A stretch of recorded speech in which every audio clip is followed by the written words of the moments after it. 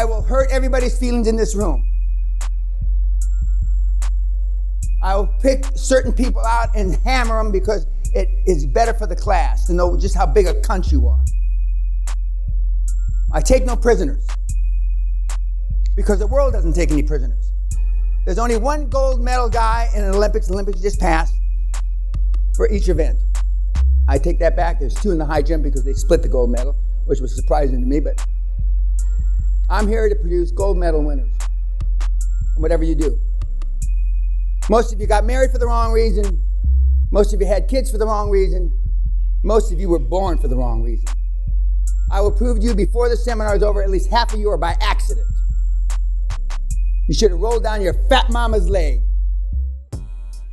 But instead, one of those 400,000 or 500,000 little sperms hooked up and produced you. And God, aren't we lucky? I go through the seminar and say, what's the highest performance? And I ask you in the literature, what's the highest performance thing you've ever done? I ask you, what's the highest performance thing that your partner has ever done? I ask you, what's the highest performance thing your mother, father have ever done? Brother, sister have ever done? And when it's 0, 0, 0, 0, fuck all, you know why you're here.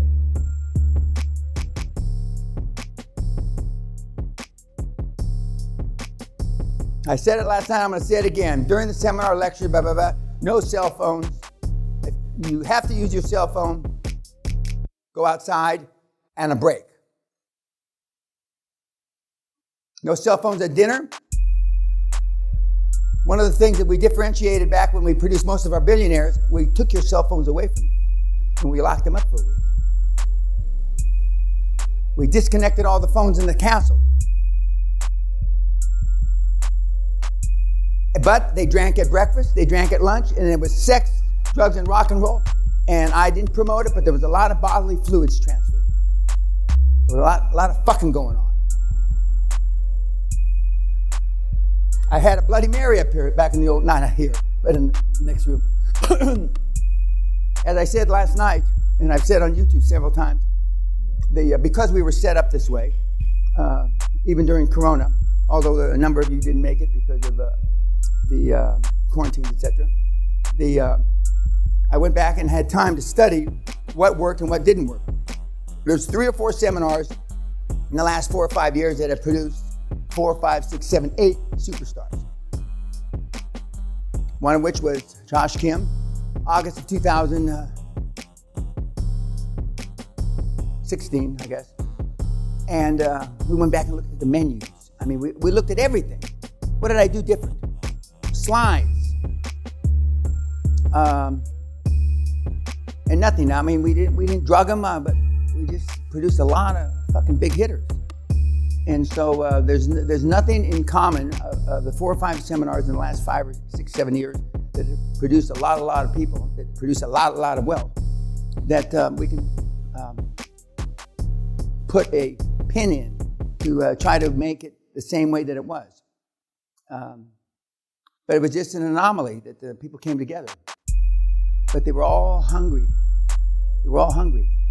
And just as the young kid from Belfast, and Sally and I just got back from Belfast. We went on first time we've been out of we weren't really out of the UK. We took we sailed around Britain, basically. Ireland, Wales, and the west coast of Britain, England, and Scotland. And we were in Belfast, and I'm sorry to say things are still fucked up there, but the kid came from Belfast. We didn't go there because the kid looks like he's going to be a superstar. But he came and he told the class, I'm going to go out and do such and such and such and such, and I'm going to do it right away, and I'm going to crush you all. You will not be in the wake of my boat. And that's exactly what he did. And there was a guy sitting right there where Mr. Glasgow is sitting right now, who said, when he did the live webinar, and he got off, and he says, I'll let you know, Mr. Pena, how I do on this appointment at 2 o'clock. And the kid that was sitting right there, he said,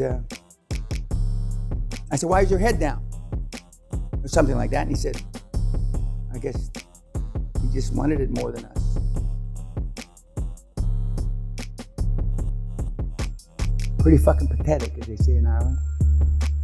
But true.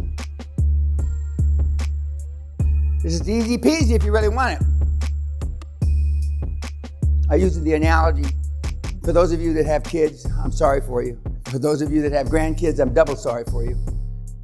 We're only operating on, if you've seen scaffolding on a construction site, okay? And I used to work construction during the summers when I went to school many decades ago. And at the beginning of the summer, I could hardly get up the scaffolding because I was a weak cunt. And I was pretty strong, but climbing scaffolding is different than lifting weights.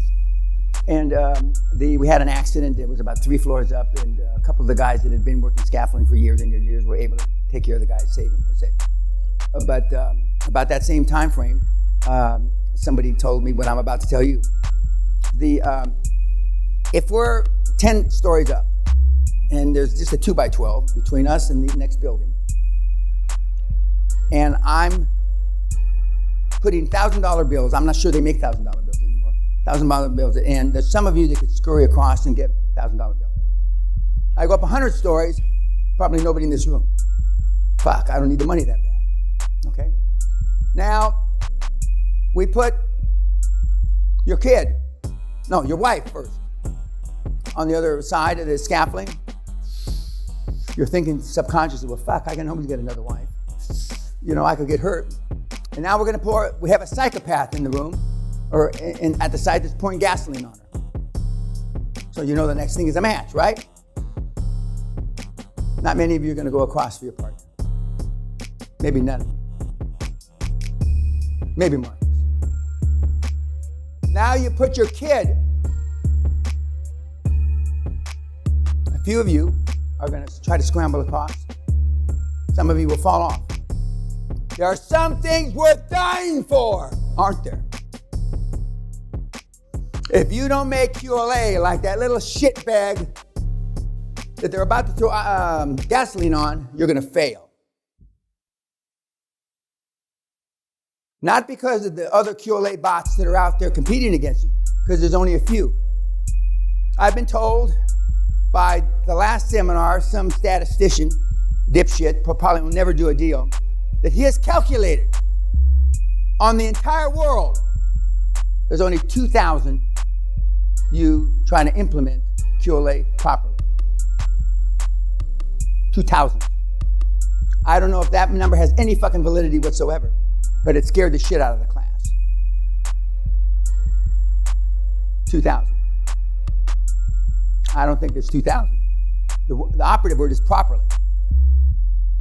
Because how many times have you heard me say, follow the steps? A gazillion? Why do I continue to say it? EJ, turn the ventilator on. One of the things that we're blessed, we happen to be only 3 buildings in all of Scotland that have the proper ventilation for the corona. And the contractor fucked me by putting it in because I didn't need it. An extra 45,000 pounds or some shit. And you can buy them on Amazon for 11,000 pounds. But anyway, that's a whole other story. So, how many of you in this room would run or go across 10 stories up a 2x12 to save your kid or grandkid? We're going to see. By tomorrow noon, I'll know who's going to fail in this room. By tomorrow noon. In the old days, I used to tell you. I don't do that anymore. Because occasionally I was only right about 90% of the time, and so 10% of the time it became a self-fulfilling prophecy that you failed because Dan said you were going to fail. As opposed to, if somebody tells me I'm going to, fuck you, I'm going to succeed. Those guys are dead many decades ago. Because I have a pair. I have something that fills up my shorts. Most people that come to the seminar now, and most people that look at my website, have no nuts. And that's why you have vagina cream on your fucking desk. That vagina cream's not there by accident. We used to have a video that shows you how to use it. But I'm a kinder, gentler man now, and I don't do that. It's interesting. They don't use it like I thought they used it. But never having used it, or never having asked my wife or a female how to use it, I didn't really know. I just thought I knew. Just as many of you have an idea how you think QLA works, and most of you are wrong. Even though we have QLA for Dummies, we have all these things, all these YouTubes, you still fuck it up. Because down deep inside, you engage in self-sabotaging activity just as you have your whole life. Your whole life. I.e., 1, because you'd rather be liked than affected. 2, you want to know the why instead of the how. I never asked why in my entire life. Yeah, boss, how do I get up the scaffolding? By the end of the first summer that I worked construction, I could carry 2 80-pound buckets of cement, 2 in each hand, up the scaffolding without using my hands to grab the scaffolding. My hands had calluses, like I thought I had calluses before, but I didn't have calluses compared. My hands were bleeding and bleeding and bleeding.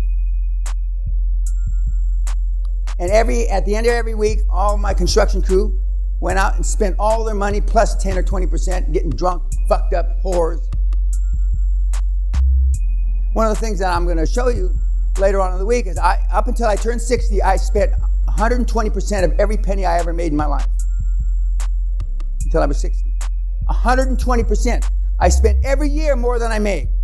Because I never wanted a backup plan. I never wanted to have money in the bank. And I've been driving Rolls Royces since I'm 25 and a half years old. So those cars out there are no big fucking deal to me. But one of the biggest differentiations is you are who you hang around with. When we were on the sailing vessel here 10 days ago, we're sitting out on the deck, and I'm drinking beer for my breakfast. And I said, honey, is this chilling? She said, yeah, I think so. Didn't have my phone. I have 3 cell phones. I don't use any of them.